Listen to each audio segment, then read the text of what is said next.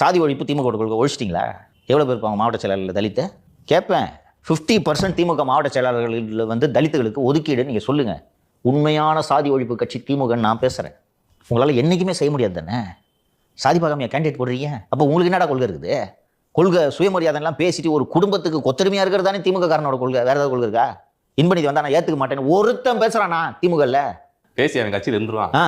86 வயசு நடக்க முடியல, இன்பநிதி தலைமை ஏற்றுக்கிறேன்னு பேசுகிற ஆள் இருக்கிற கட்சி தானே உங்கள் கட்சி. இது என்ன கொள்கைவாத கட்சியா? சுயமரியாதை கட்சி. இன்னைக்கு இவர் துரைமுருகனை பதவியிலிருந்து தூக்கிட்டு ஜெகதரட்சகனுக்கு தான் கொடுக்கலான்ட்டு நீங்கள் நினைக்கிறீங்க. ஏன் ஜெகதரட்சகனுக்கு துட்டு இருக்குது? வேறு ஏதாவது காரணம் இருக்கா ஜெகதரட்சகனுக்கு கொடுக்குறதுக்கு? உதயநிதி வாழ்க அப்படின்னு சொல்லிட்டு கோஷம் போடுவார். நல்லா போடுவார். ஜாதி சங்கம் வச்சிருந்தவர் தான் ஜெகதரட்சகன் தெரியுமா? அவர் வரலாறு வீரவன்னியர் சங்கம் ஒன்று வச்சிருந்தாரு. அதை கொண்டு வந்து இணைச்சார் திமுக கூட. ஆனால் அவருக்கு கொடுக்கலான்றதை தான் நீங்கள் பரிசீலனையில் வச்சுருக்கீங்க. ஏன் கட்சியில் வேறு மூத்தவர்களுக்கு ஏன் கொடுக்கக்கூடாது? நேரு எந்த வகையில் குறைந்து போயிட்டார்?